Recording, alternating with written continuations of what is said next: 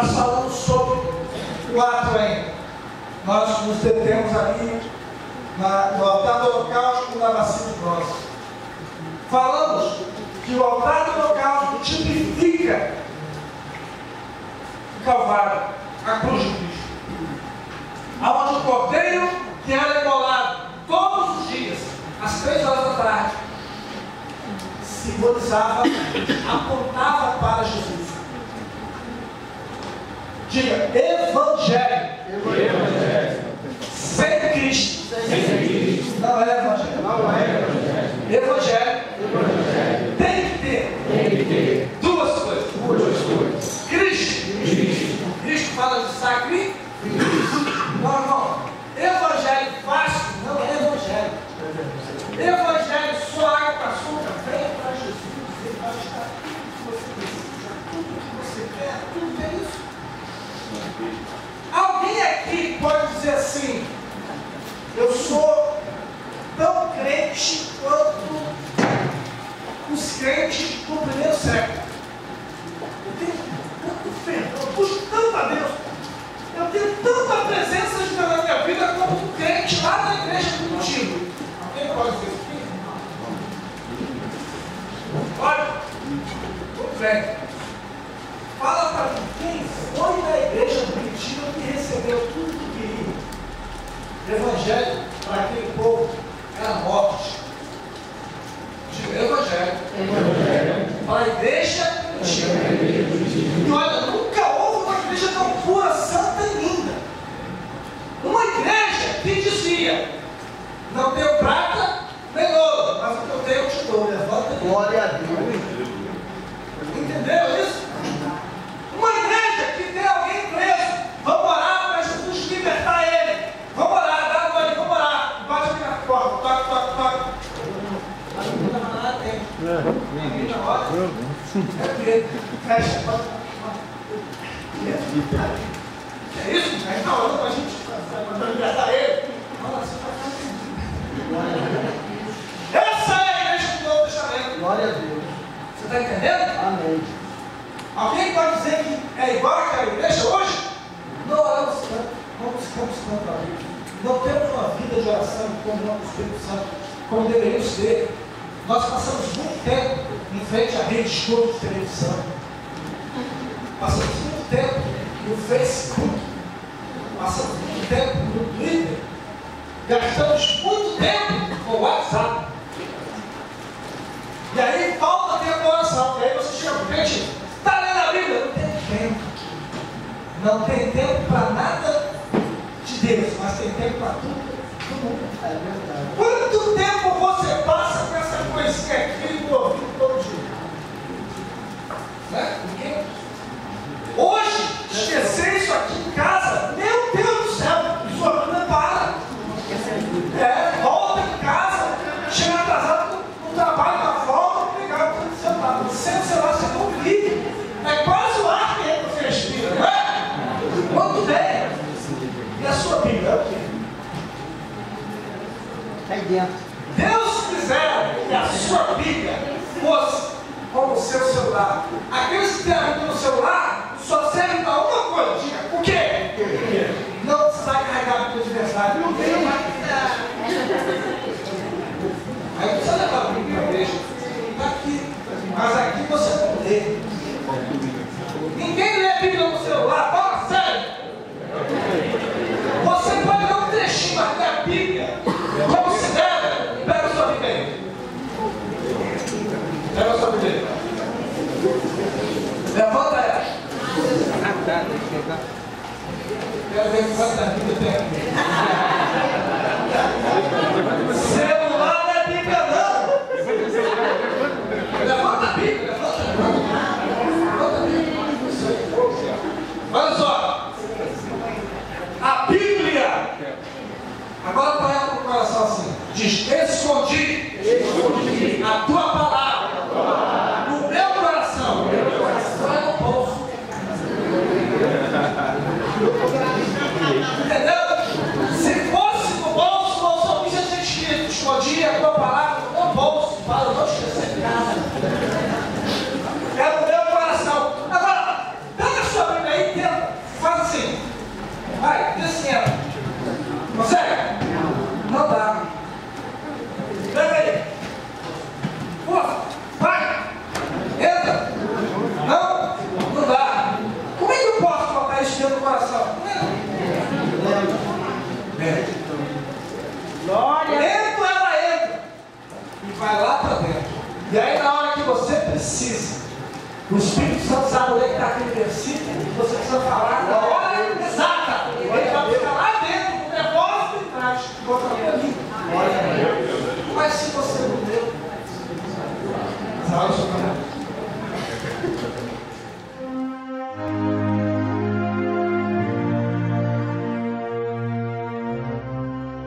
O Senhor Deus disse a Moisés: diga aos israelitas que me deem uma oferta.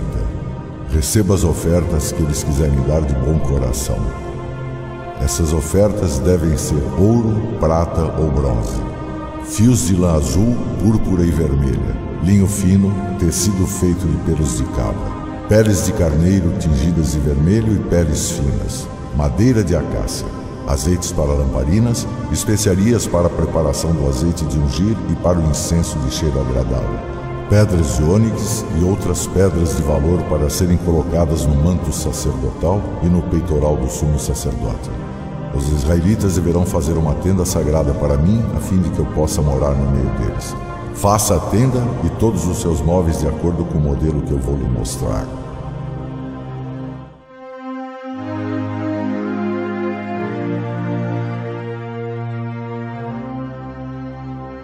O Senhor disse a Moisés: faça a parte de dentro da tenda sagrada com 10 cortinas de tecido feito de linho fino e de fios de lã azul, púrpura e vermelha. Nessas cortinas serão bordadas figuras de querubins. Cada cortina deverá ter 12,5 metros de comprimento por 1,80 metros de largura. Costure 5 delas umas nas outras, formando assim uma só peça.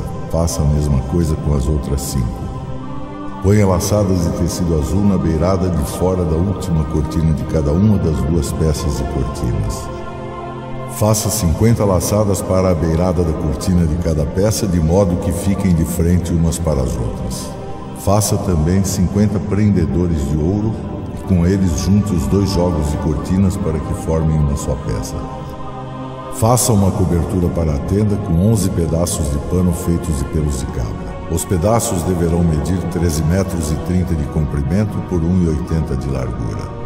Os 11 pedaços deverão ser exatamente iguais. Costure 5 pedaços uns nos outros, formando uma peça, e os outros 6 formando outra peça, ficando o 6º pedaço dobrado na parte da frente da tenda.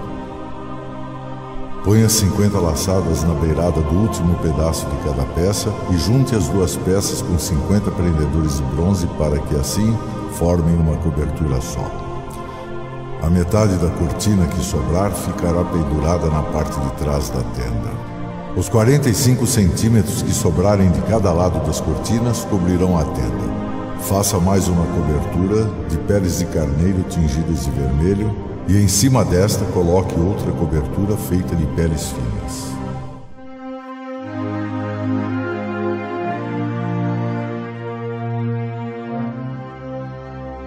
Faça uma cortina de tecido feito de linho fino e de fios de lã azul, púrpura e vermelha, bordada com figuras de querubins. Pendure essa cortina em 4 postes de madeira de acácia, revestidos de ouro. Pendure a cortina debaixo dos prendedores e atrás da cortina ponha a arca da aliança. A cortina separará o lugar santo do lugar santíssimo. Então, ponha o propiciatório sobre a arca da aliança, dentro do lugar santíssimo. Fora do lugar santíssimo, coloque a mesa e o candelabro. Ponha o candelabro no lado sul da tenda e a mesa no lado norte.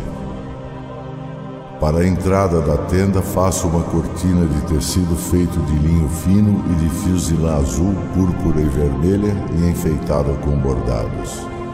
Para segurarem essa cortina, faça 5 postes de madeira de acácia revestidos de ouro e com prendedores de ouro, e faça 5 bases de bronze para os postes.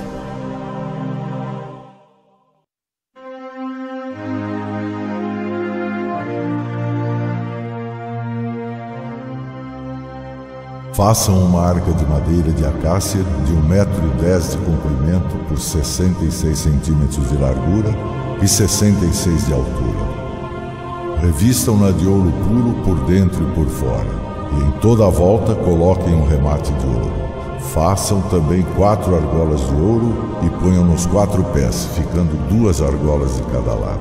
Façam 2 varais de madeira de acácia e revistam de ouro. Enfiem os varais nas argolas nos lados da arca para que ela possa ser carregada. Os varais ficarão nas argolas da arca e não serão tirados dela. Eu lhe darei as 2 placas de pedra onde estão escritos os mandamentos, e você porá essas placas na arca. Faça também um propiciatório de ouro puro de 1,10 metros de comprimento por 66 centímetros de largura. Faça 2 querubins de ouro batido, um para cada ponta do propiciatório. Isso deve ser feito de modo que os querubins formem uma só peça com o propiciatório. Os querubins ficarão de frente um para o outro, olhando para o propiciatório. Suas asas ficarão abertas, cobrindo o propiciatório. Coloque dentro da arca as 2 placas de pedra onde estão escritos os mandamentos que eu vou lhe dar. Ali eu me encontrarei e falarei com você. De cima do propiciatório, do meio dos 2 querubins de ouro que estão sobre a arca da aliança, eu lhe darei as minhas leis para o povo de Israel.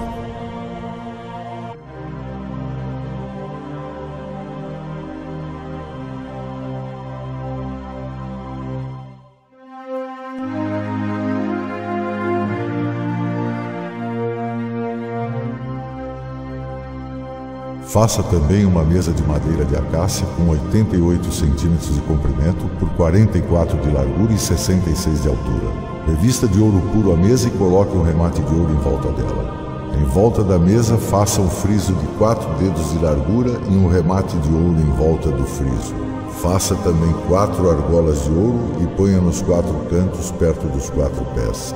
Perto do friso deverão ser colocadas as argolas por onde passam os varais para se carregar a mesa. Os varais devem ser feitos de madeira de acácia e revestidos de ouro.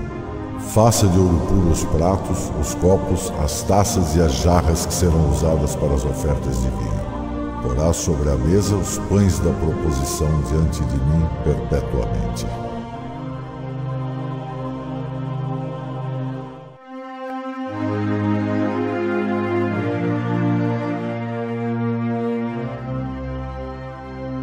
Faça um candelabro de ouro puro. A sua base e a sua haste deverão ser de ouro batido. As flores que enfeitarão o candelabro, com seus botões e as suas pétalas, formarão uma só peça com ele. Dos seus lados sairão 6 braços, 3 de um lado e 3 do outro. Cada um dos 6 braços deverá ter 3 flores com o formato de flor de amendoeira, com seus botões e as suas pétalas. A haste do candelabro deverá ter 4 flores com o formato de flor de amendoeira, com os seus botões e as suas pétalas. Debaixo de cada um dos 3 pares de braços deverá haver um botão de amendoeira. Os botões, os braços e o candelabro deverão formar uma só peça de ouro puro batido.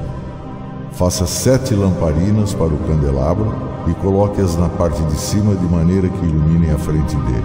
As tesouras de cortar os pavios das lamparinas e os cinzeiros deverão ser de ouro puro.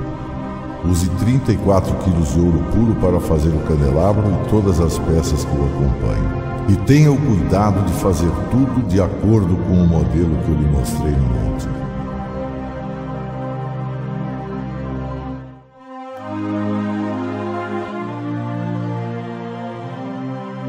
Faça também armações de madeira de acácia para a tenda, com 4,45 metros de comprimento por 67 centímetros de largura. Cada armação terá 2 encaixes para juntar uma à outra. Você fará isso com todas as armações da tenda. Faça 20 armações para o lado sul e ponha debaixo delas 40 bases de prata, 2 debaixo de cada armação para firmar os seus 2 encaixes. Faça também 20 armações para o lado norte e 40 bases de prata, 2 para cada armação. Para o lado oeste, faça 6 armações e mais 2 para os cantos da tenda. As armações dos cantos deverão ser juntadas na base, formando uma só peça até a primeira argola que fica na parte de cima. As duas armações que formam os dois cantos deverão ser colocadas desse jeito. Portanto, haverá 8 armações com as suas 16 bases de prata, 2 debaixo de cada armação. Faça 15 travessas de madeira de acácia, 5 para as armações do lado norte da tenda, 5 para as armações do lado sul e 5 para as armações do lado oeste, na parte de trás da tenda. A travessa do centro passará a meia altura entre as armações, de um lado da tenda até o outro.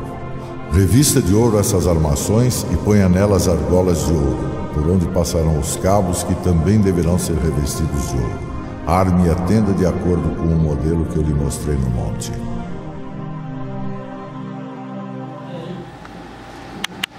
Queridos, a gente já viu a porta do átrio e o altar, do holocausto e a bacia de bronze. Ok? Vamos ajudar a poupar. Todo o tabernáculo é tipológico. Nós já falamos sobre a porta do átrio. A porta do átrio simboliza Cristo. Todas as portas do tabernáculo tinham cortinas. Não havia porta propriamente dita. Era uma cortina que dava acesso. Então, a cortina de entrada era a porta dos 3 ambientes: o átrio, o lugar santo e o lugar santíssimo. Ok? Essas cortinas, todas elas são feitas do mesmo material. Uma cortina, onde nessa cortina ela tem 4 materiais distintos: a púrpura, carmesim, linho fino torcido e o estofo azul. Esses 4 elementos. A púrpura fala da realeza. É o Evangelho de Mateus, o Evangelho do Rei, que apresenta Jesus como o Messias que havia de vir, o Rei de Deus. O carmesim fala do sofrimento, fala do Evangelho de Marcos, o Evangelho do servo, sofredor, porém poderoso. O linho fino torcido fala do Evangelho de Lucas, onde Jesus é apresentado como um homem perfeito para os gregos. Os gregos buscavam o homem perfeito, atingir a perfeição humana, através do fisiculturismo, da filosofia. E aí, Jesus é apresentado para os gregos como um homem perfeito, e que não é Aquiles, nem é Hércules, ele é 100% homem. Apesar de ser perfeito, ele se cansa, ele tem fome, ele tem sede, ele ama, ele sofre e ele chora. O estofo azul fala da divindade de Cristo, o céu. Se nos 3 evangelhos sinóticos Jesus é rei, servo e homem, no evangelho de João ele é o Filho de Deus. Ele vem do céu. No evangelho de Mateus tem uma genealogia. O evangelho de Mateus já começa com uma genealogia.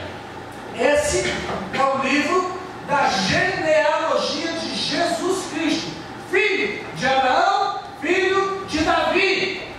Vai apresentar Jesus para os judeus. E para os judeus tem que provar que ele é o Messias, sendo da descendência de Abraão. E por conta disso, judeu. E da linhagem de Davi para ser rei. Já no evangelho de Marcos não tem genealogia nenhuma. Por quê?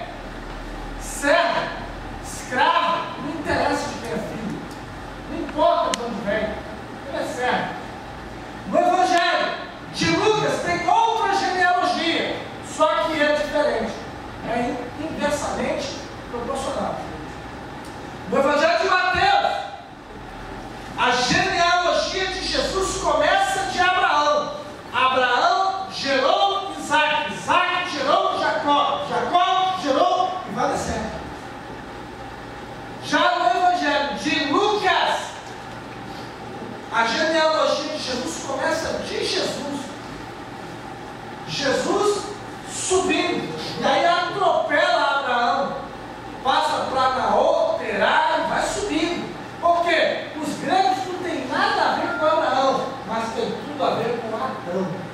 E o Evangelho de Lucas vai começar em Jesus e terminar a genealogia dele em Adão. Ele é filho de Adão. Os gregos também são. Ele é homem. Okay? Já no Evangelho de João tem outra genealogia. Qual?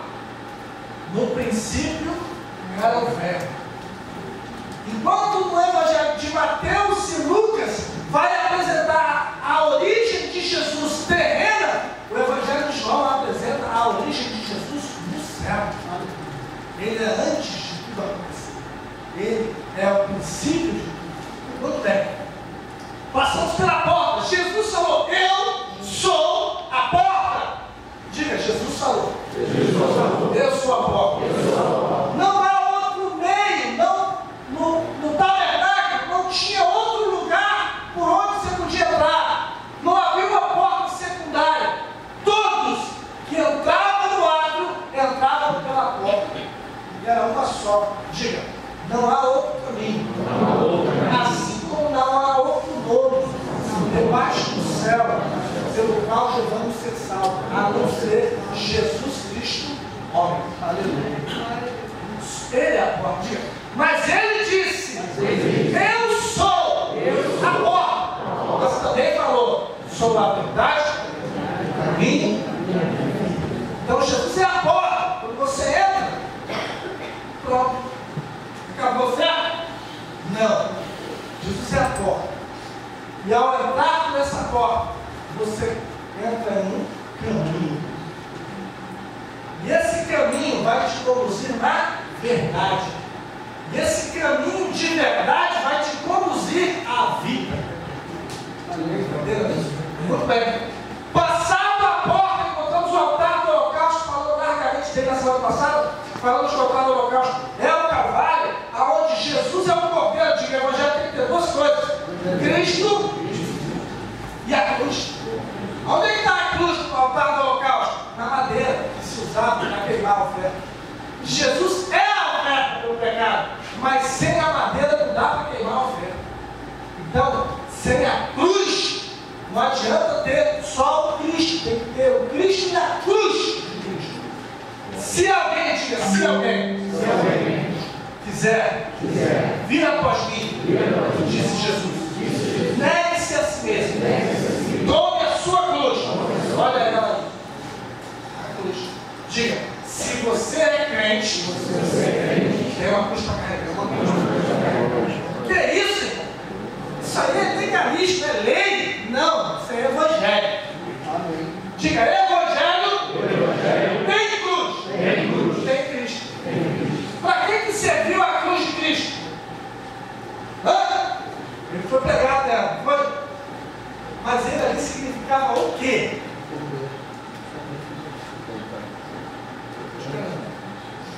Vai, chuta aí.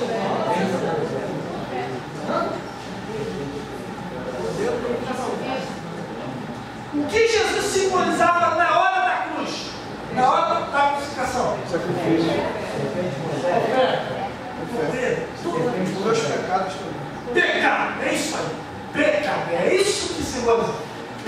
Todos os nossos pecados, de Adão até nós, de quem ainda vai nascer, até o dia do julgamento do trono branco, todos esses homens e mulheres, todos que já nasceram, que ainda vão nascer, até o final dos tempos, todos os pecados caíram sobre Jesus.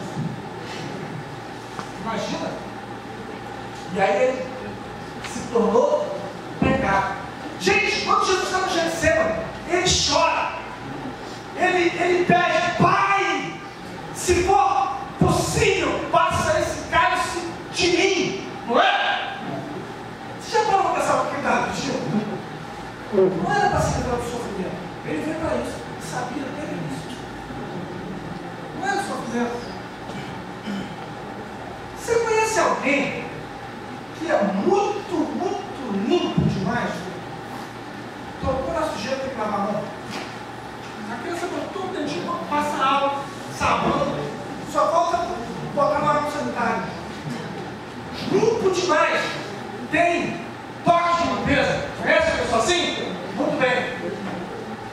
Imagina que Jesus nunca pecou.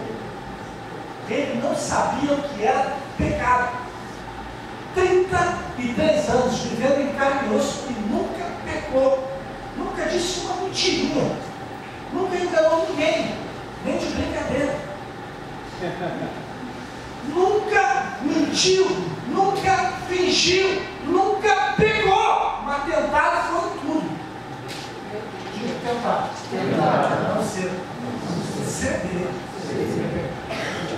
Entenderam isso? E aí, para aquele que nunca pecou, de repente, é dito assim, ó, você vai ter que pecar. Você vai ter que experimentar o pecado, sem ter prazer nele.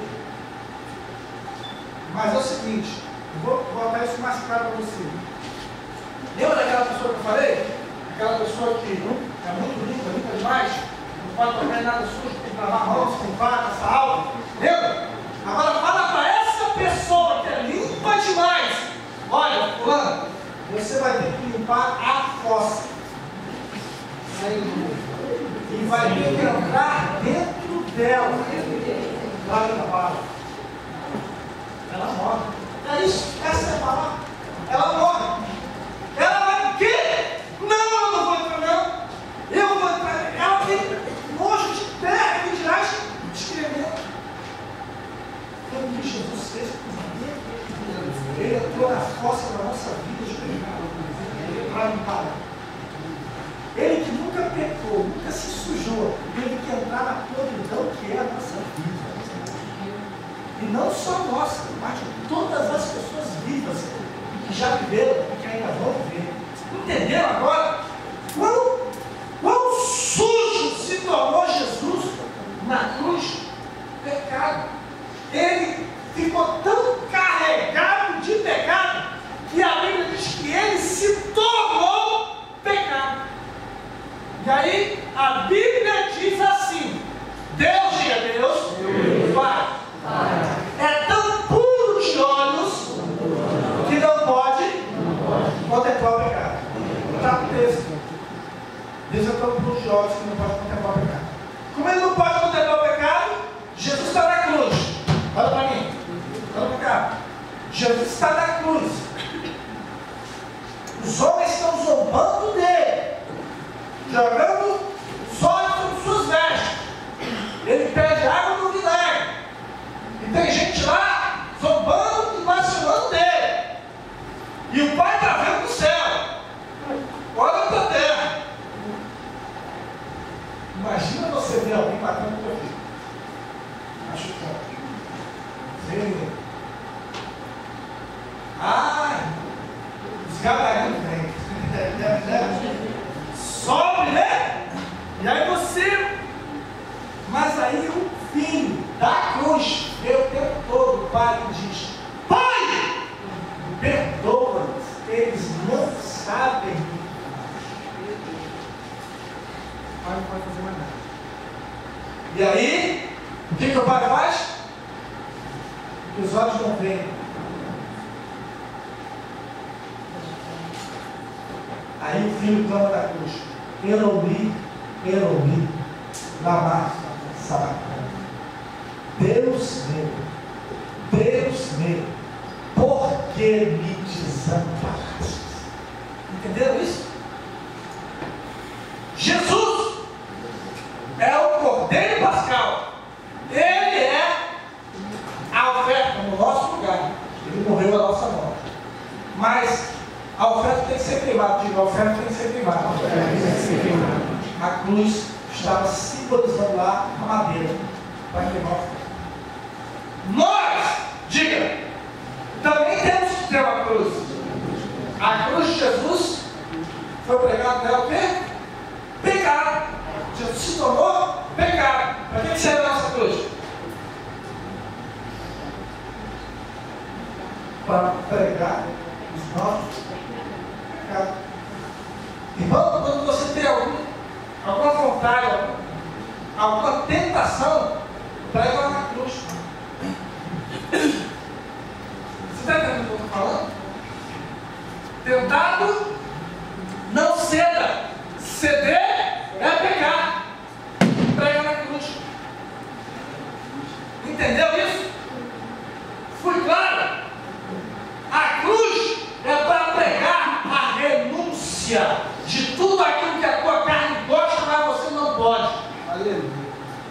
prega na cruz. Entenderam isso? Muito bem. A bacia de bronze é onde a gente é batizado nas águas. A água fala da palavra. A água fala de purificação. Somos purificados pela palavra. Jesus fala assim, ó, vós já estáis limpos pela palavra que eu vos tenho dito. Mas vamos para o santuário. O santuário, eu falei a semana passada, era composto de tábuas, vocês viram aí. Eram 20 tábuas de cada lado, 10 tábuas no fundo. E essas tábuas eram feitas de madeira de acácia. Ok? Vou deixar só de madeira de cetim. Essa madeira de acácia é uma árvore torta do deserto. Deixa eu falar uma coisa. Lembra que eu falei dos garfos, das colheres, das pás? Tinha um altar de holocausto, lembra? Diga Deus, se preocupe com os detalhes. No altar do holocausto tinha lá pá, tinha lá garfo. Por quê? A oferta era queimada todo dia, 3 horas da tarde. Chegava uma hora que tinha que limpar o altar, de tanta crosta que juntava ali. E aí tinha as pás. Diga, Jesus é aquele que tem a palavra para limpar a nossa vida. Porque mesmo trabalhando na igreja, mesmo sendo obreiro, mesmo sendo pastores, mesmo sendo homens e mulheres de Deus que trabalham no serviço do Senhor, o próprio serviço acaba juntando cinza sobre a gente. É um desgaste com alguém, é alguma coisa que fizeram magoou, é alguém que vilipendiou, é uma humilhação, é uma palavra dura, é alguma coisa que vem, fere, machuca, e aí vai juntando aquela crosta, daqui a pouco você está insensível, já não sente mais nada, já não crê mais nada, mesmo sendo obreiro do Senhor. E aí ele tem a barra para limpar, para tirar as crostas, as cascas grossas que nós juntamos, para que a gente fique limpo e sensível outra vez ao toque do Espírito Santo. Agora um detalhe, tem pregador aqui? Amém. Tem pregador aqui? Amém. A Bíblia diz que quando o sacerdote oferecia a oferta, durante a queima da oferta, o moço do sacerdote vinha com um garfo, para isso servir garfo, e lançava na oferta. O altar era alto, ele não estava pelo garfo fazendo, ele estava debaixo. O sacerdote estava na rampa, próximo ao altar, mas ele estava lá debaixo. Ele fazia isso com o garfo. E a Bíblia diz que o que viesse do garfo era a porção para servir aos sacerdotes auxiliares. Não escolhia a parte da carne, era o que viesse do garfo. Pregadores, não escolham o que vão pregar. Deixa o Espírito Santo fazer isso.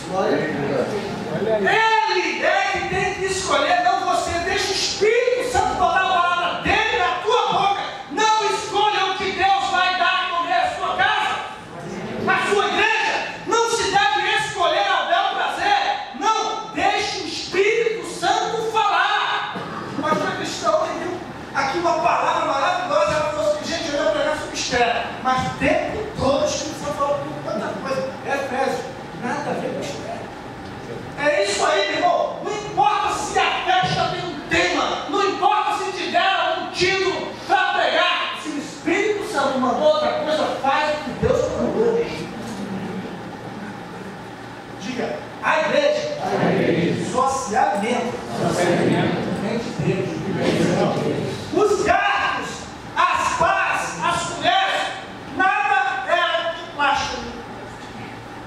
Tudo era lavado e guardado para usar de novo. Diga, Deus não tem obreiros descartáveis. Deus não tem homens e mulheres descartáveis na sua casa. Quem Deus usa, Ele usa e depois limpa, guarda e usa outra vez. Aleluia! Alguns estão esquecidos, estão guardados. Guardados pelo Senhor. Para quê? Para que na hora certa Ele use outra vez. Entenderam isso?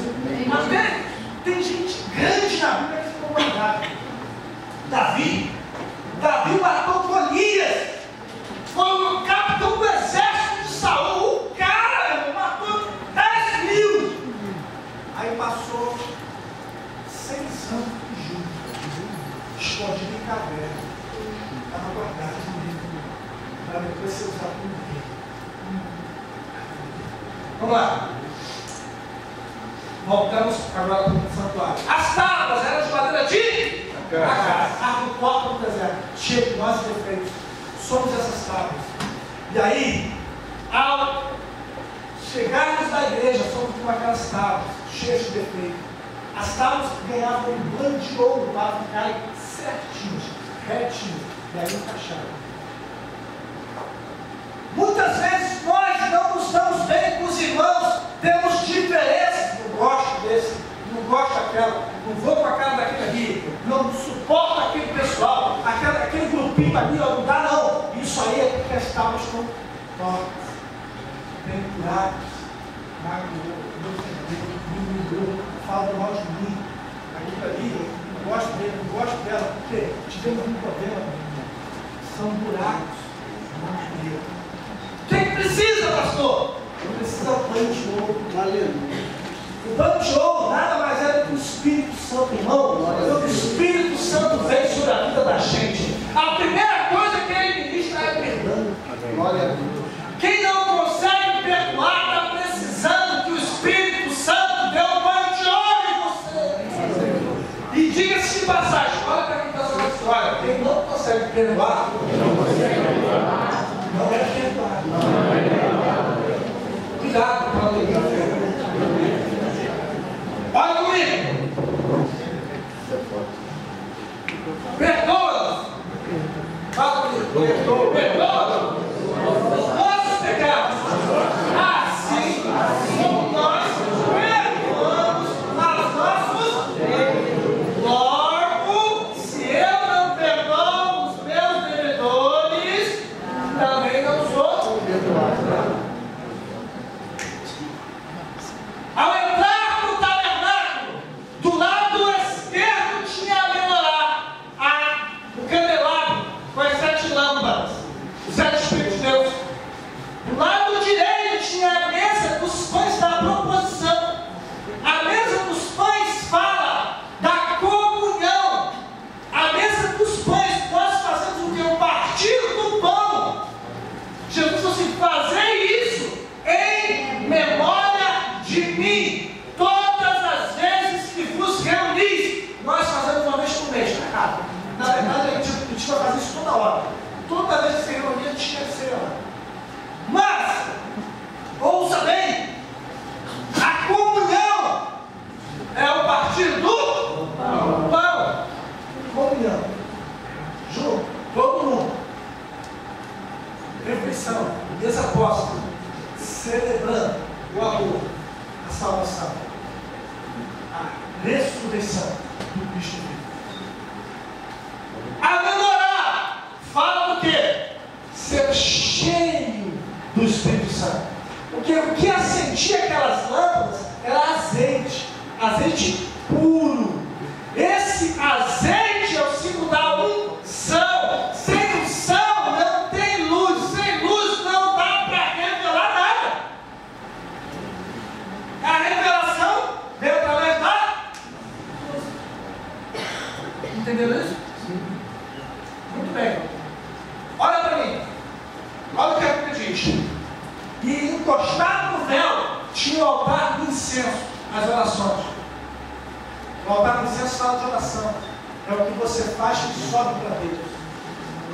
Entendeu? Diga: se andarmos na luz, como Ele, na luz está.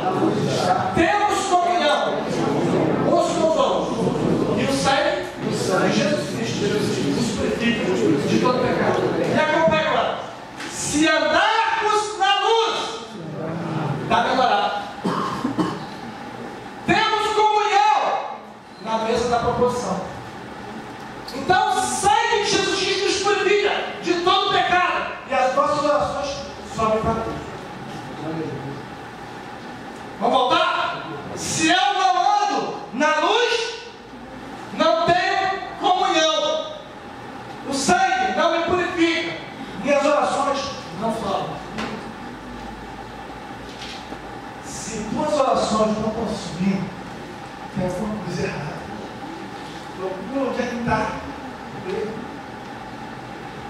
Se você não tem comunhão, é porque não está andando na luz.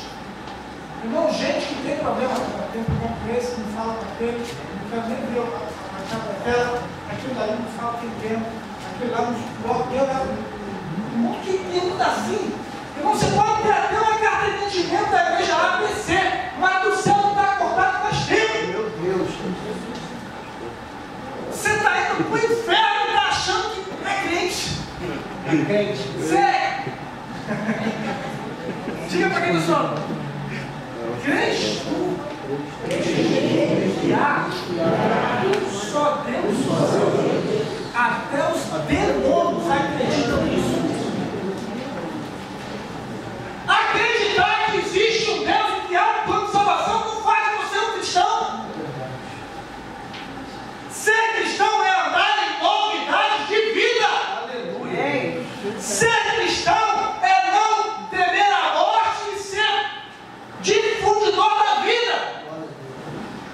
Ser cristão é perdoar. Ser cristão é abençoar. Olha para cá, olha para cá. Eu sei que tem muita gente falando assim. Não, quem faz o mal, entrega na mão de Deus, aqui com a voz. Diga, crente, só entrega pessoas na mão de Deus para salvar. Não, mas na Bíblia tem isso. A gente vai encontrar na Bíblia pessoas fazendo isso. É verdade. No Antigo Testamento. No Novo Testamento, olha o que Jesus falou assim, ó. A lei diz, amai aos outros como a si mesmo. Aí Jesus fala, mas um novo mandamento vos dou. Amai uns aos outros, como eu. Diga, como eu. Como eu. Para quem me traiu, me vendeu, me entregou. Quando eu encontrar de novo, ele me chamou de amigo.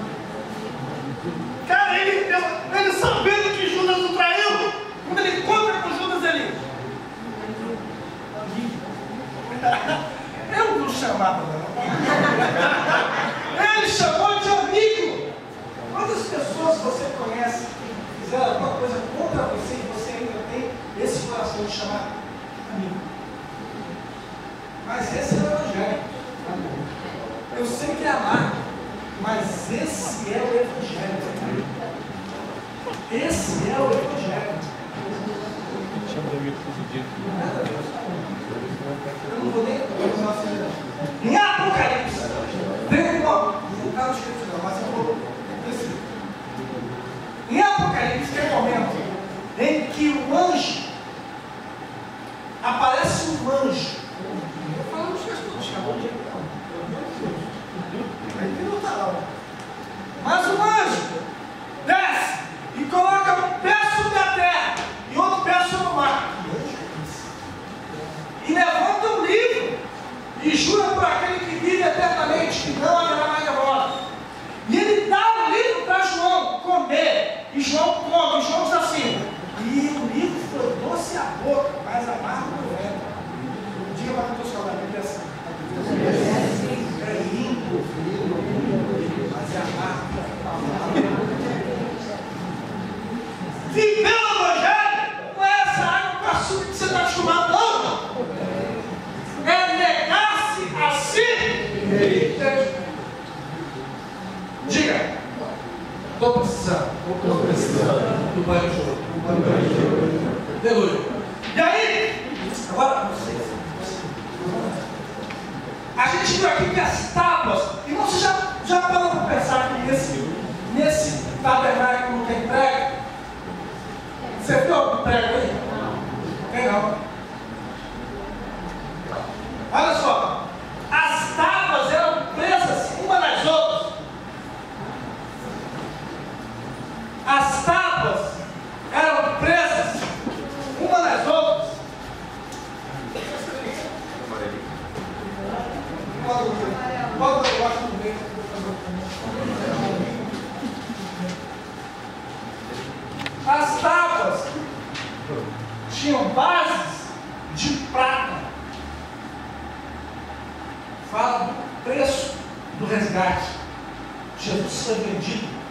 30 moedas de prata. E as tábuas não tinham prego unindo elas. O que unia as tábuas? Varas, travessas.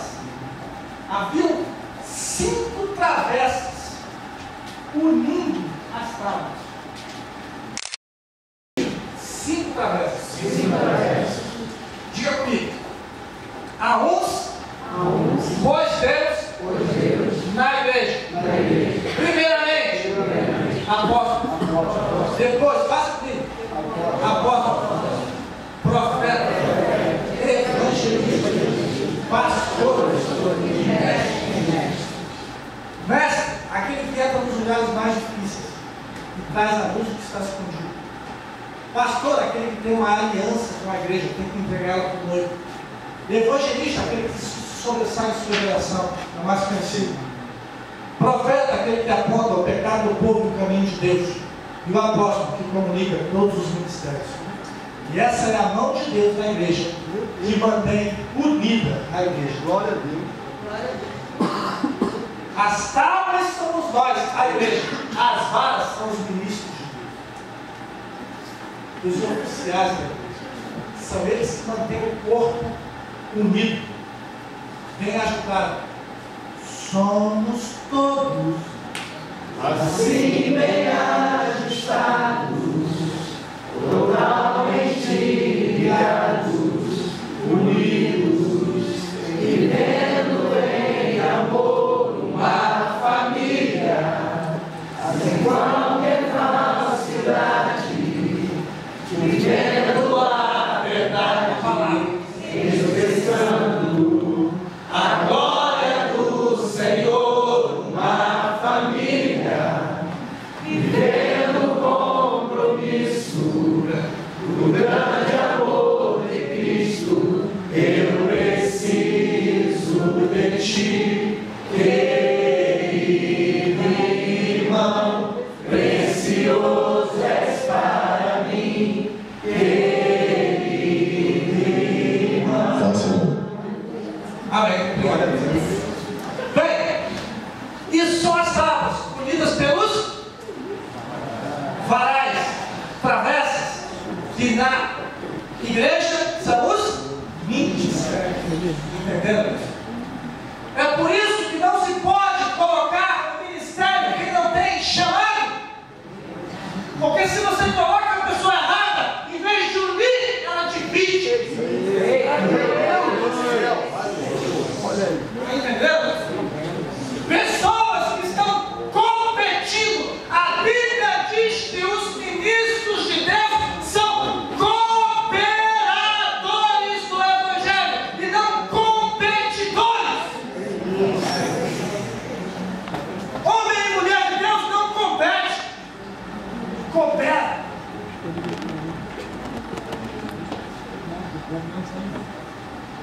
Diga, Deus quer fazer de cada um pescador de homens. Mas Deus quer que você pesque lá fora, no mundo, não agora. Tem gente pescando na igreja do lado, tem gente pescando no ministério do lado, tem gente pescando na estrutura do lado. Pastores que competem. Não, eu quero fazer mais para poder conquistar, fazer ponto. Irmão, você tem que fazer. Cuidado para você não fazer ponto com o diabo. Cuidado que você está trabalhando para o Senhor errado. Se você é homem e mulher de Deus, trabalhe para Deus.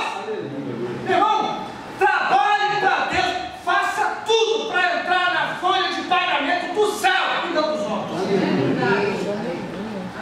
Diga, o homem paga com dinheiro.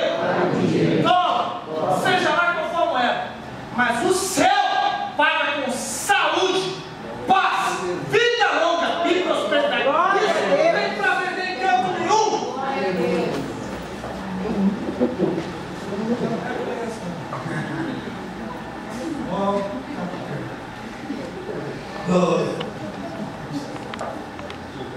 Diga glória a Deus. Glória a Deus. Fala aleluia. Aleluia.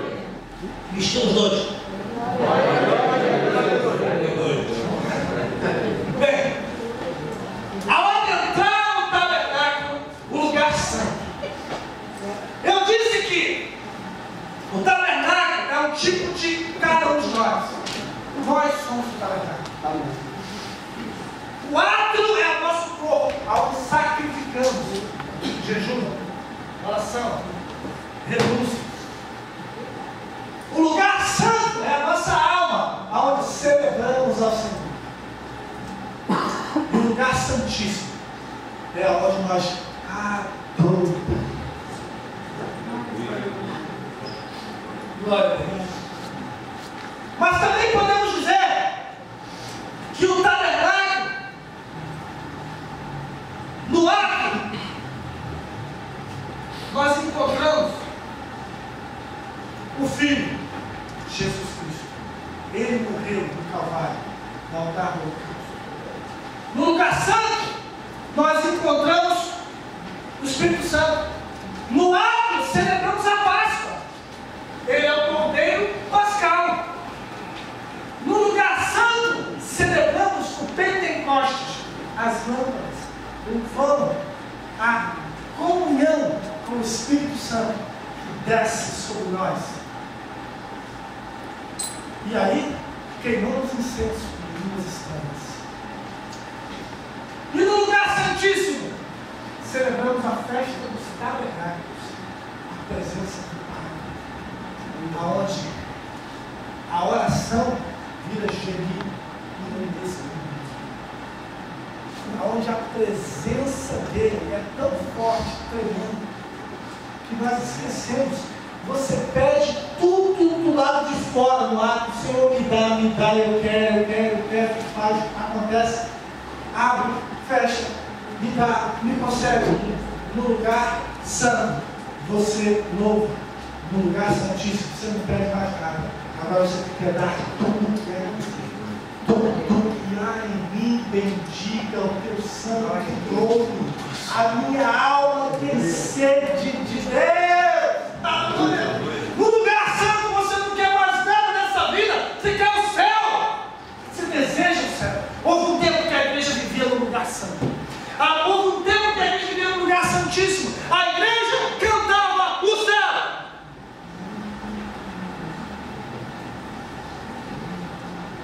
A gloriosa cidade deve ser linda, se pudesse ir para lá. Agora, a igreja cantava o céu. Nossa esperança é a sua vinda.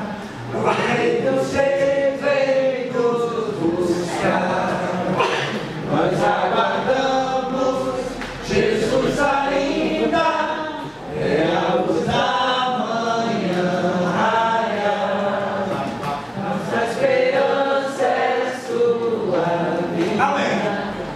Mas, tem mais. Nós cantávamos o céu. Peguei essa prova. E eu não vim ensinar. Quem conhece?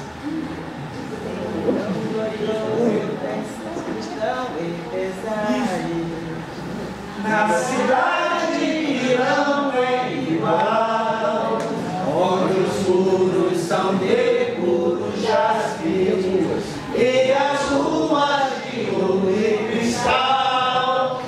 Mas agora nós cantamos a terra. Restitui, eu quero de volta o que é meu.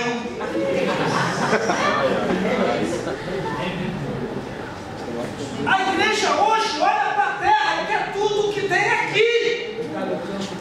Não é pecado, não é pecado desde que o céu não sai do seu coração. Paulo assim, não temos aqui cidade permanente, mas buscamos a futura. Você nem é mais dessa terra, meu irmão. Você ganhou uma identidade novinha. Naquela certidão de nascimento não serve para nada.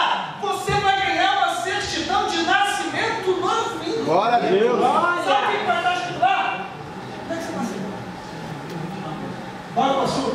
Onde é que você nasceu? Mesquita. Outro lugar. Petrópolis. Brasília. São João do Meriti. Também mais embaixo. Muito bem. Queridos,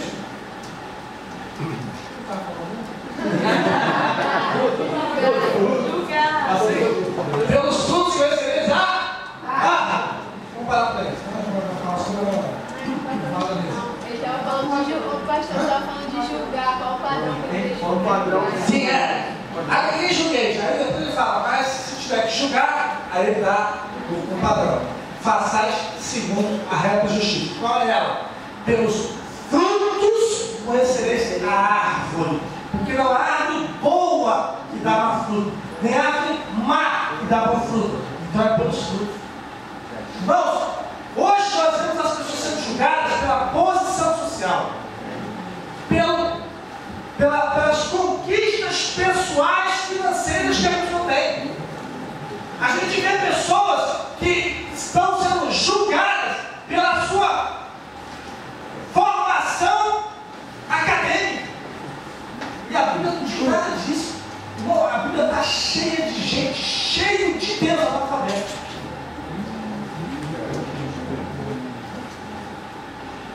As epístolas, por exemplo, quando você vai ler as epístolas, não no nosso português, os originais, nas línguas originais. Você vai encontrar o seguinte: as cartas de Paulo são cartas de um filósofo erudito, alguém que é poliglota e conhece, é sabedor e passeia pelo grego com polonês. É um grego elevado. Se fosse em português, seria os Lusíadas de Camões. Entendeu? Por exemplo, vou citar aqui. Do Barbosa. Do Barbosa é o nosso expoente maior na filosofia, na erudição. Tanto que foi condecorado a Águia de Haia, foi o que voou mais alto na Conferência Internacional da Paz em Haia. Ele tinha um português elevadíssimo, Céfalos, não é que eu falo os intrínsecos, bíblicos, principalmente assim, porque eu quero usar os de resistência, mas se faz com necessidade transível, se faz com necessidade transível, mas se faz para formar da minha alta, porque eu não quero dar cheio igual para a sinagoga dele, a gente chega assim, cada velho, igual para o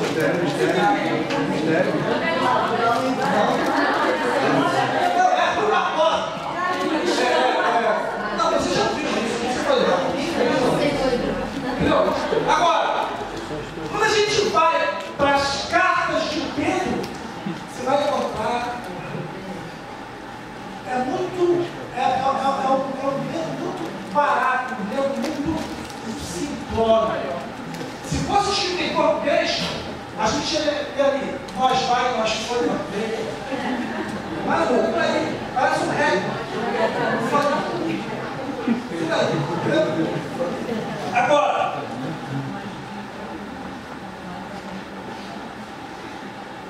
sim, julgamento.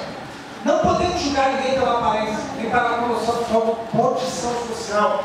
Se alguém não tem os dentes na boca, só tem os amigos superfície. Mas por causa disso, você não acredita que essa pessoa pode ser canal de Deus para você? Pelo amor de Deus, irmão. Deus usa quem Ele quer. Deus é poderoso para usar quem Ele quer. Um homem que foi um grande homem de Deus nas Assembleias do Brasil, Paulo Leite de Macalão. Esse homem se converteu, sabe por quem? Quem deu um folheto para ele? Um mendigo bêbado. E foi o canal de Deus para essa pessoa. Agora você imagina como é que um bêbado, um mendigo vai ser canal de Deus para mim? Mas Deus escolhe quem Ele quer. Na hora que Deus quer, meu irmão, Ele usa a mula, não vai usar o ser humano. Você está entendendo? Deus não tem problema. Quem tem esse problema somos nós.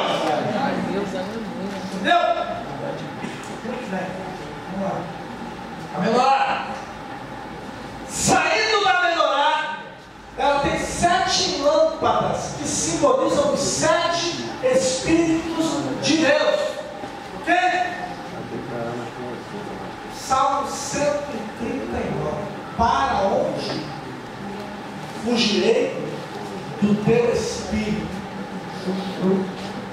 Para onde me irei do teu espírito? Para onde fugirei da tua face? Se subir aos céus, tu ali estás. Se fizer muito fé na minha morada, até ali a tua mão vai me encontrar. Não tem jeito. Não, o Espírito de Deus enche toda a terra. Ok? E o espaço também. Quando Deus vai falar com Jó, no capítulo 42, Deus vai ter um particular com Jó. Deus chega para Jó e Deus começa. Deus quebra Jó. Deus chega para ele, vou parafrasear para você entender. Deus chega para ele assim, para entendido, Jó. Onde é que você está? Quando eu coloquei as estrelas no seu lugar. Tu sabe o nome delas? Eu as conheço cada uma pelo nome. Caramba, que estrela, meu Deus do céu, mais estrela que além do mar. O Deus sabe o nome delas, uma por uma. Que sabedoria, que mente é essa? Aí, já foi calado, lógico. Aí, Jó, vai se lembrar, né? Chutei para lá, vou te pedir. Onde é que você estava quando eu tentei termos ao mar? Disse para Jó, falou coisa da terra agora. Jó não fica calado. Você está entendendo? Não dá para competir com ele. A sabedoria é muito grande. O Espírito de Deus enche toda a terra. Um professor querendo humilhar o aluno que era quente, ele ateu, pegou uma maçã e falou: jogou uma maçã para você dizer onde Deus está. E a criança olhou para ele e falou assim: busque o Senhor, se eu quiser onde ele não está. Aí o professor ficou com raiva. Ele está no inferno por acaso? Aí o cara falou: tá. Como assim ele está no inferno? Ele está lá, em forma de ira. Diga: Deus está em todo lugar.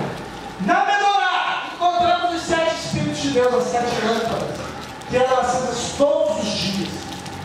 Podia ser que uma lâmpada daquela apagasse, mas tinha sempre azeite ali para colocar na lâmpada. E antes disso, limpar o pavio para poder acender outra vez. Nunca apagavam as 7. Sempre uma ou outra. Deus é assim conosco. Somos as lâmpadas. Graças a Deus que quando uma lâmpada se apaga, tem outras acesas. Deus nunca deixa o diabo apagar todo mundo. Quando o diabo apaga um, Deus usa o outro que está aceso para apagar, para acender o que está apagado. Tudo o que você precisa é ter azeite. Fala para o teu só dele. Como é que está o azeite? Não, se o azeite acabar, a lâmpada apaga. Você está aceso, irmão? Como é que está o azeite aí? Não,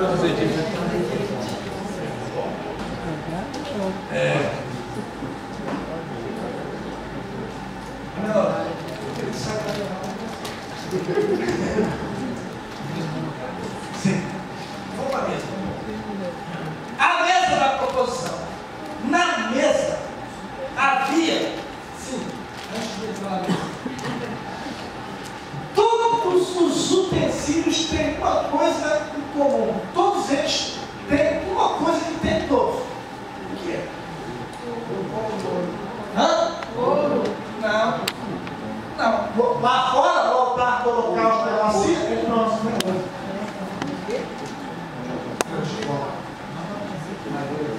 Não. A bacia não tem madeira, é só bronze. E o candelabro é todo de ouro. Não tem madeira. O que tem todos os utensílios? Tem um detalhe que todos eles têm.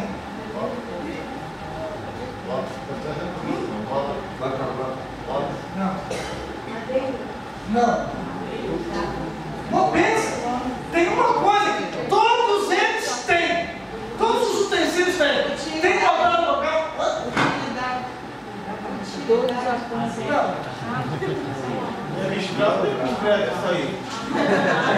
Não, é algo visível.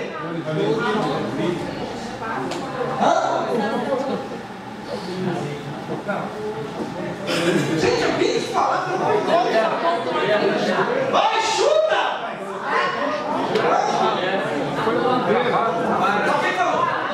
Agora, isso!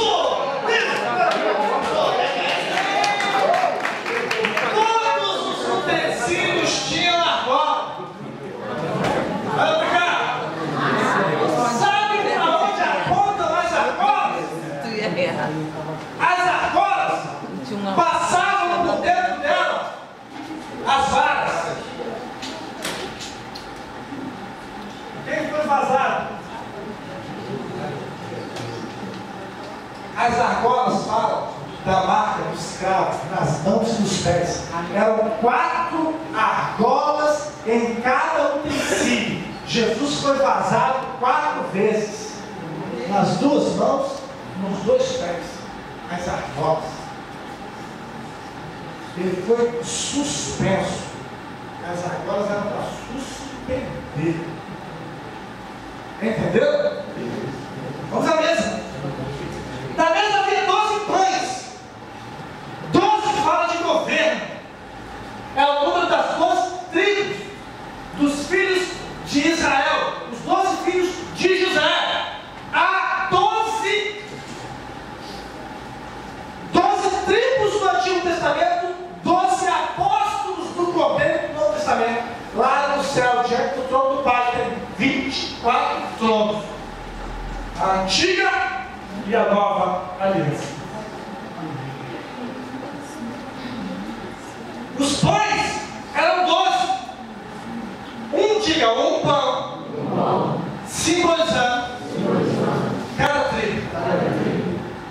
Significa o seguinte: eu tenho que ter comunhão, não é só para a tribo de Dan, não é só para a tribo de Levi, não é só para a tribo de Judá. Eu tenho que ter comunhão com todas as tribos. Eu preciso ter comunhão na igreja com todo mundo. Eu não posso ser aquela pessoa que já mudou para aquela. Eu só falo com a banda A, a banda B.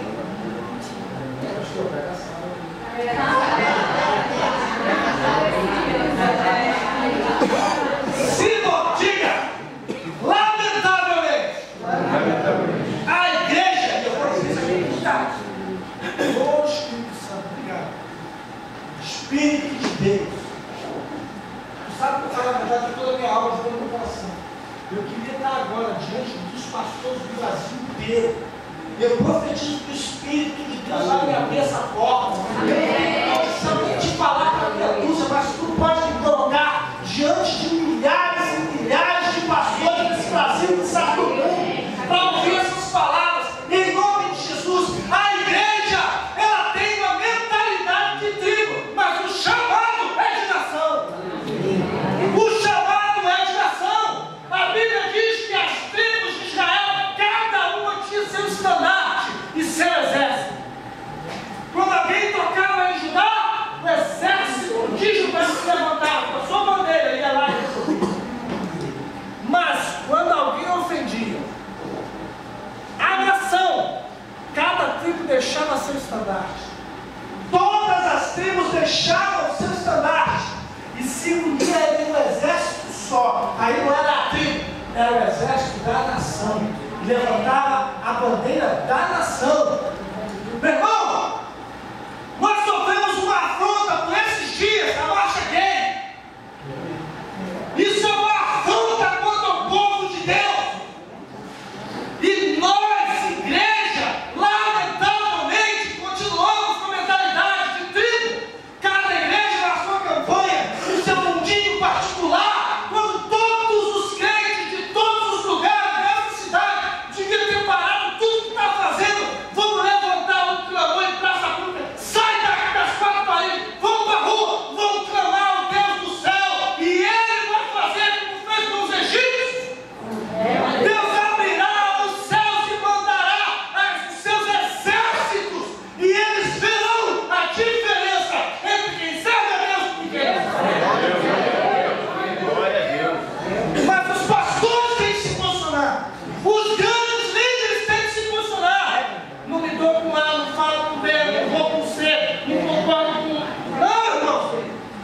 Diferenças teremos sempre, porque é carne e osso. Ninguém pensa igual a ninguém. Pastor Demar, fique de pé. Por favor. Pastor Demar Carvalho dos Santos Neto. Esse homem e a sua esposa, pastor Lúcio, me ganharam para Jesus. Há 33 anos atrás, eles foram canal, ele e a esposa dele. Fui discipulado por eles. Mas não concordo com eles 100% não. Obrigado. Tem coisa que a gente diverge, mas não faz diferença. Como diz o outro, não inflama encontre nós. Não afunda na vida. A ordem dos tratores não altera o viaduto. Assim fala. Tudo bem. Agostinho de Hipona, um reitor do Evangelho de seu tempo, quarto século, disse assim: nas coisas essenciais tem que haver unidade. Só Jesus Cristo. Não há outro nome debaixo do céu pelo qual ele vai cessar. Jesus. Quem crê, for batizado, será salvo. Aleluia. Quem não comer da minha carne, não beber do meu sangue, não tem parte comigo. Isso é universidade. Mas nas coisas não essenciais, diversidade. Não faz muita diferença. Batismo é por imersão ou por aspersão. Não faz diferença, é o rito. Irmão, eu falei aqui, um dia desse, lá no batismo, do Ministério Aposentado de Nova Sul, tinha uma senhora na cadeira de rodas, uma senhora velhinha. E aí estava aquele passe dele, vai dentro na piscina, a batizada ele estava, não, peraí. Aí arrumaram lá no caneco, no jarrão, eu peguei na piscina, na água, no jarrão, eu te batizo o nome do Pai, do Espírito Santo, jogou só um pouquinho. A batizada também, por quê? O que é importante é a confissão pública. Aquele que me confessar diante dos homens, eu me confessarei diante dos anjos, meu Pai. Não está escrito. Quando a pessoa vai no batismo, ela está fazendo a confissão pública. Ei, mundo! Agora eu sou nova criatura. Aleluia. É isso que ela está dizendo. Se vai jogar um balde, se vai entrar dentro da água, não pode fazer que nem alguém. Não pode ser assim. Tem que ser rico. Nesse ano vai ficar boiando. Água não lava pecado, quem lava, limpa, purifica e santifica. É o sangue de Jesus Cristo. O que você vai fazer no batismo das águas é se lavar da bacia de bronze. Mas o cordeiro já foi morto para lavar o carro. Entenderam isso? E aí, a mentalidade de tribo. Não, mas a minha tribo, a igreja de Jesus Cristo, da igreja da oração de pé na cabeça, de espalha, de parranda, dela, do chão. Não pode. Não vai, não junta com você não. A igreja de Jesus Cristo da igreja volta, também não entra nessa. A igreja de Santa Rita dos Pastéis não vai para isso. E aí, cada um puxa para o seu lado. Eu, uma tribo para cá, uma tribo para lá, uma tribo para lá. Todo mundo só pensa no que é seu e não no que é de Deus. Quando Davi disse o seguinte: o que nós devíamos falar para esse povo, nós estamos vendo o homossexualismo ganhar níveis alarmantes no nosso país, em um país de confissão cristã, e nós não nos levantamos para parar essa praga.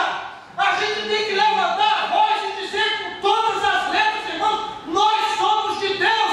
Como disse Davi, quem é esse circunciso para se levantar contra o exército do Deus vivo? A igreja.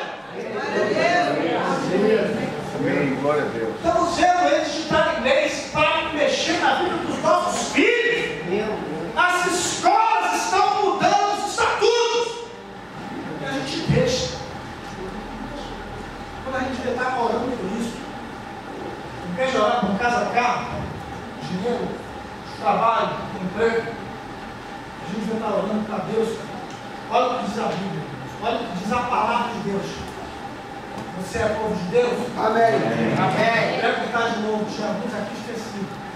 Você é o povo de Deus. Amém. Se o meu povo, que se chama pelo meu nome, se humilhar, orar, me buscar, se arrepender dos seus maus caminhos, eu ouvirei do céu, virei e sararei no Brasil.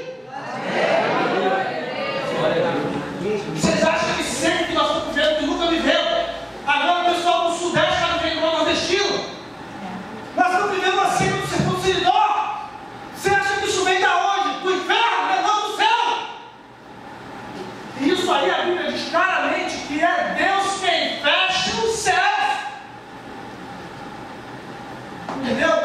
Quando Acabe e Jezabel do PT governavam Israel, Deus levantou Elias e fechou o céu. 3 anos e meio. Vocês estão entendendo? Espero que vocês tenham de Jesus. Queridos, eu vou parar por aqui. Fala na mesa. Semana que vem vamos falar sobre o altar de incenso e a arca.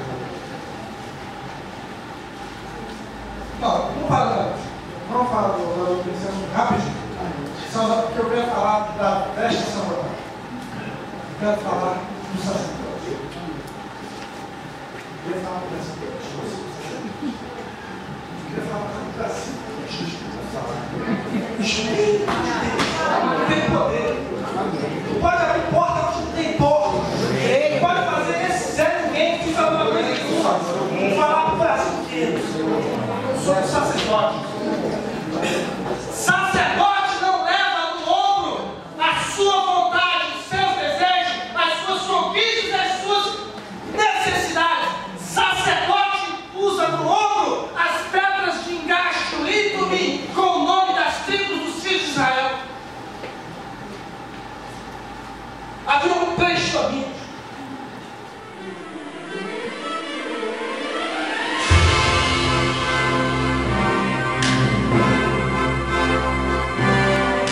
É o povo de Israel acampado. Nós estamos olhando de cima do Monte Sinai. Lá embaixo com as tribos, acampadas em redor do tabernáculo. Aquele círculo central são as 3 famílias, Coate, Merari e Gerson. E no meio, o olhinho preto é o tabernáculo.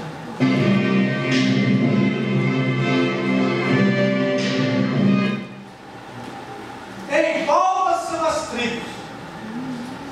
No meio do centro é o tabernáculo. Eu habitarei no meio deles. Deus sempre quis estar no meio de nós. Onde houver 2 ou 3. Aleluia. 1, 2, 3. Já passou. Glória a Deus. Glória a Deus.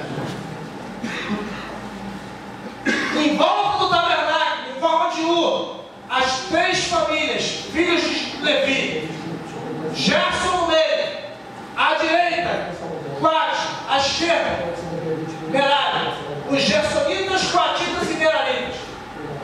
Em frente à porta do tabernáculo, há os sacerdotes, os filhos de Arão, avançado à frente de todos, a tenda de Moisés. De um lado e de outro, as pessoas com os carneiros, com os animais para sacrificar, e suas demandas para si. E lá o tabernáculo. Essas famílias, Gerson, Coate e Merari, eram responsáveis na desmontagem do tabernáculo de carregar os utensílios. Cada família tinha um ofício específico. Todos eram levitas, da tribo de Levi, os 3 filhos de Levi, Gerson, Coate e Merari. Mas, no ofício do tabernáculo, cada um tinha sua função específica. Os gersonitas carregavam a parte externa do tabernáculo, aquela parte grossa da tenda, de cima, as 3 cortinas grossas de cima, aquelas estacas e o lençol, o linho, as cordas feitas de pelo de cabra e os cravos no chão do tabernáculo eram levados por Gersonitas. Os meraritas levavam a parte das tábuas do tabernáculo. Todas as tábuas e as colunas eram levadas pelos meraritas. Os utensílios sagrados do tabernáculo, o altar do holocausto, a bacia de bronze, a menorá, a mesa da proposição, o altar do incenso e a arca da aliança eram levados pelos coatitas. Mas cada um dos utensílios era levado pelos coatitas. Mas eles não. Acabou, a nuvem não suspendeu. Vamos lá, desmonta, leva. Pega a arca, não. Os sacerdotes, filhos de Arão, e o sumo sacerdote iam lá e embalavam a arca, botavam nos varais. Eles viam o embrulho da menorá, o embrulho da mesa, o embrulho do altar do holocausto, os embrulhos com as varas, e aí eles carregavam. Não podia tocar, porque era sagrado. Só que podia tocar para o sacerdote. Você que trabalha na casa de Deus, saiba que você tem ofícios específicos. Nada na casa de Deus é feito por qualquer um. Só funciona na mão de quem tem o chamado e a unção. Não importa qual seja o local. Bota o pastor Carlinhos para tomar conta das crianças.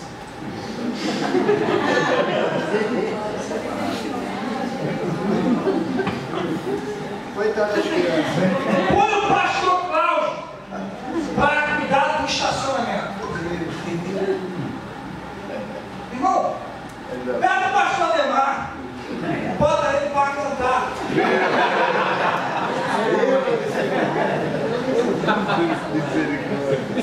Para usar uma linguagem muito espiritual do terceiro céu, cada um no seu quadrado.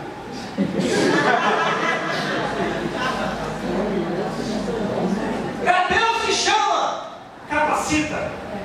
Irmão, tem gente que tinha um porteiro nessa igreja, que aquele era o porteiro, não era o porteiro, ele era o porteiro. Ele recebia 3.000 pessoas assim: bem-vindo, mais que abençoado, bem-vindo, mais que vencedor, bem-vindo, querido de Deus. O tempo que eu falei, onde é que tem essa voz que faz com 3 vezes? É a pessoa certa? No lugar. Tem gente que está no estacionamento, assistindo o culto, dando glória a Deus, sentindo a presença, vendo quem está chegando de carro, olhando o portão que abre, fecha, e ligado em quem está circulando dentro da igreja. Irmão, não dá não. Começou a pregar, eu digo para minha esposa: tchau. Eu e o pregador, só nós dois. Não dá para conversar, não dá para falar, não dá. Se eu entendi, só recebo sinal do lugar só. Você está entendendo? Eu fui o pior diabo que ele devia ter. Eu acho que lá conheceu. Para ficar na porta não tem problema. Eu não consigo com a Deus aqui. Tem gente que faz isso uma maravilha para eu. Ou eu estou ali de frente, pregador, ou outro lugar para o céu. Você está entendendo? Mas cada um tem o seu chamado. Deus chama você de acordo com as suas características. Você está entendendo? Não tem mais tempo.